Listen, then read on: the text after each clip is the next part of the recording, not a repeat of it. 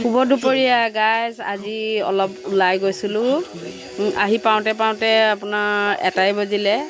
আৰু আজি দুপৰীয়া ভাত সাজৰ লগত কি বনাইছোঁ আহক দেখুৱাওঁ। বহুত দিনৰ মূৰত এইফালে হৈ গ'ল সৰু চয়াবিন। এয়া সৰু চয়াবিনৰ মাখা মাখাকৈ অলপ জোল বনাইছোঁ।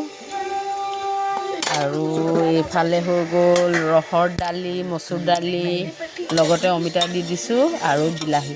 এয়া দাইল।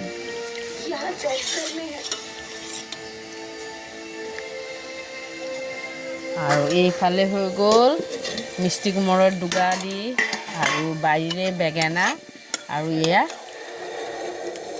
চিংৰি চুটকি বনাইছোঁ। এয়া চুটকি বনালে আমি খাই ভাল পাওঁ, ল'ৰাটোৱে নাখায় বাৰু।